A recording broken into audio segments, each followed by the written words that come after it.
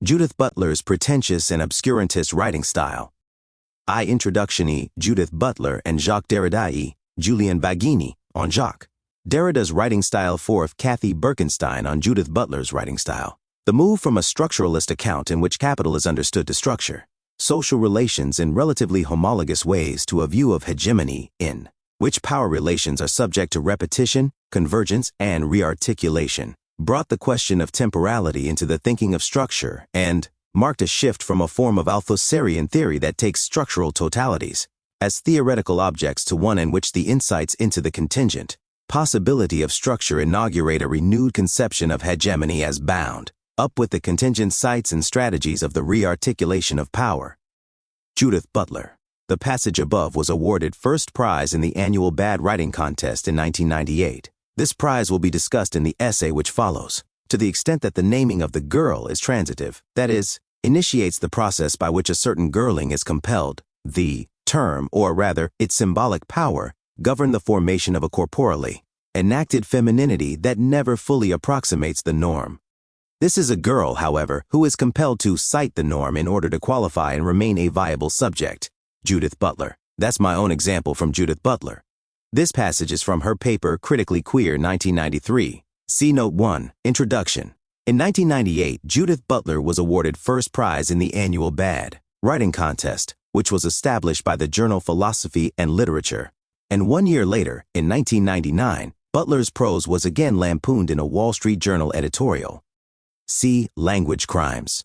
So why does the American gender theorist Judith Butler write in such a peculiar way? It's mainly because her writing style was adopted by certain largely American elite academics in certain largely American elite universities at a certain point in history. These elite academics adopted this prose style primarily to hide and obscure their bad arguments or even their total lack of arguments, their banal ideas and their truisms.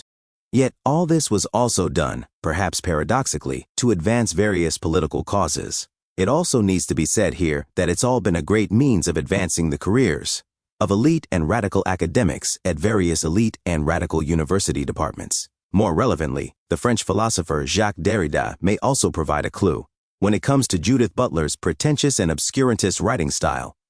Judith Butler and Jacques Derrida. Judith Butler is very much influenced by Derrida. Indeed, in an obituary for the London Review of Books, Jacques Derrida, she wrote that, "It is surely uncontroversial to say that Jacques Derrida was one of the greatest philosophers of the 20th century." Oddly enough, this obituary piece is clear and fairly easy to read. And that fact raises the following question. Why could Butler write clear and simple prose for the London Review of Books, but not for academic journals and other publications? Was it because Butler wasn't preaching to the academically converted when she wrote her London Review of Books piece? Similarly, was it because she was writing for readers outside her own tribe of elite academics? Let's get back to Jacques Derrida and his influence on Judith Butler. Julien Baggini on Jacques Derrida's writing style. In a Prospect article called, "Think Jacques Derrida Was a Charlatan? Look Again," the English philosopher Julien Baggini argued that Derrida's actual philosophy was embedded in his complex and difficult prose style. That doesn't mean that Derrida's philosophy couldn't help but be written in complex and difficult prose because his philosophy itself is difficult and complex. It means that the complex and difficult prose is actually part of the philosophy. Perhaps Baggini is on safe ground here because Derrida himself once wrote the following line, "To risk meaning nothing is to start to play." So does Derrida's own statement above mean nothing? Is it an act of play? Of course, both could be true. In other words, the statement "to risk meaning nothing is to start to play" could itself be an act of play, and it could also mean something. Perhaps Baggini's words about fixed meanings and false precision provides an answer to these questions. He stated this, "You can see why Derrida's writing could never have been clear and plain." Baggini's argument here is that Derrida's meanings were themselves never fixed or precise. And that's precisely because his actual writing style displays the unfixed and imprecise nature of the meanings therein. Yet, who's to say that this is an accurate explanation of Derrida's writing style? Indeed, there are many other ways to explain Derrida's prose, including some offered by Derrida himself. For example, Baggini himself quotes Derrida saying, of himself, that he is an incorrigible hyperbolite who always exaggerated. In addition, what of Derrida's The Play of the Sign with an emphasis on the word play? This play was given voice in the earlier statement. To risk meaning nothing is to start to play. Relevantly enough, Baghini puts what he takes to be Derrida's positions in his own simple prose. So why couldn't Derrida have done the same? More specifically, why couldn't Derrida have said, if only once, the following, to borrow from Baghini's own words? So you can see why my writing could never be clear and plain. Similarly, why didn't Derrida ever write something like the following? If you accept my premise that meanings cannot be fixed, then I'll take pains to avoid any suggestion of false precision in my own writings. Derrida possibly did write such a thing, but in a writing style which itself avoided any suggestion of false precision. In other words, perhaps Derrida did once tell his fans and readers that his writing could never have been clear and plain, but he did so in a writing style which was itself unclear and obscure. So was all this yet another case of Derrida simply playing games. In any case, Baghini rounded all this off by saying that Derrida's difficult style, far from being an affectation, is an inevitable requirement of his philosophy. Of course, loyal fans and defenders of Derrida will have noted that my account of Derrida's play of the sign is critical, negative, and offered by someone outside any tribe of elite academics. Thus, to them at least, my word simply must be a misreading. More relevantly, is Judith Butler's own, to requote Baghini, difficult style an inevitable requirement of her philosophy too. Back to Judith Butler. It's worth saying here that Butler has been accused of bad writing so many times that she's had a couple of decades, or more, to come up with pretentious and obscurantist rationalizations for her pretentious and obscurantist writing style. She's a skilled elite academic after all, so Butler can verbally worm her way out of her own self-designed, hermetically sealed coffin. Yet of course the claim here isn't that Butler's writing is pretentious and obscurantist, full stop. There must, after all, be padding around Butler's pretentiousness and obscurantism. That's obviously because, as it were, pure pretentiousness and pure obscurantism hardly makes sense within the context of her overall academic career, fame, and notoriety.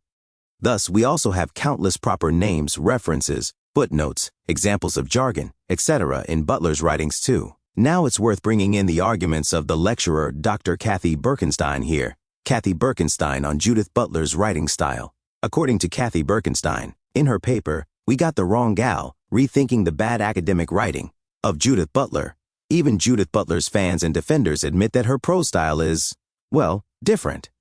Birkenstein writes, surprisingly then, many who defend Butler's writing and the type of theoretical discourse it represents agree with Butler's critics that her writing is inaccessible when judged by normative standards of accessibility, while Dutton, Nussbaum, and others condemn Butler's alleged inaccessibility to mainstream readers. Butler and many of her allies praise that alleged inaccessibility on the grounds that it has the subversive potential to liberate those very same readers. It's odd, then, that even in a defense of Butler's pretentiousness and obscurantism, we have the phrase, unjudged by normative standards of accessibility. What on earth does that mean? Is accessible writing automatically or necessarily reactionary? And why can't subversive prose also be accessible? See my essay Chomsky on the pretentiousness and political impotence of postmodern philosophy. And why must accessible prose be tied to the normative? Hold on a minute. Didn't Julian Baghini answer these questions earlier when he argued that Derrida's writing could never have been clear and plain? Again, why is that? According to Baghini, it's because Derrida was battling against the pernicious and illusory notions of fixed meanings and false precision. Now, if we return to Birkenstein's words above, are the slogan-filled defenses of Butler's writing style themselves subversive of normative standards of accessibility? In any case, if even defenses and introductions to Butler's writings are themselves liberatory and arcane, then how does anyone ever get even a toehold into her work in the first place? Do the relevant laypeople do so through the testimony of elite academics?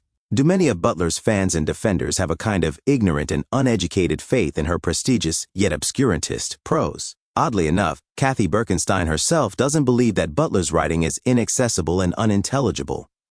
Indeed, she believes that it conforms to those standards in ways that are missed by both her detractors and most of her defenders. Why does Birkenstein believe that Butler's writings conform to such standards of accessibility? Birkenstein continues, the author's own view is that, far from breaking from recognized standards of intelligibility, Butler's writing conforms to those standards. Though Butler's writing certainly does have unclear moments, it would not have had the wide impact it has had were it not for its ability to consistently make recognizable arguments that readers can identify, summarize, and debate. Butler's writing has succeeded in circulating as widely as it has in academic circles and beyond, not because it breaks with the traditional pattern of trad-ing arguments and counter-arguments, as Nussbaum insists, but precisely because it makes systematic use of this classic, argumentative pattern and does so in ways that all writers and readers can learn from. As can be seen, Birkenstein's main argument above is that Butler's ideas and theories have, to use my own words, spread like wildfire, and there must be a good reason for this.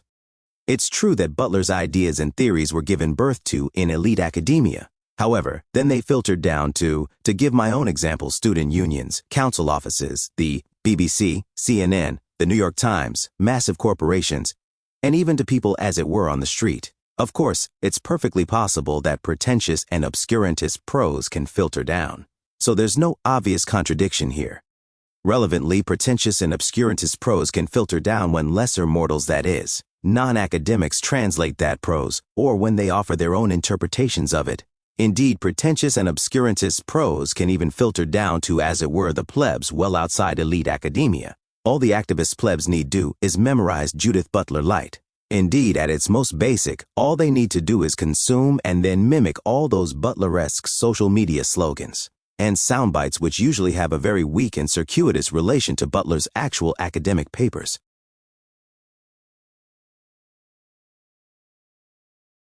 Note 1. It's of course possible that Judith Butler's writing style has changed since 1998. However, the academic and other works I've checked don't show that. In any case, Butler gained her academic and political fame when she was writing the most pretentious and obscurantist prose of her career.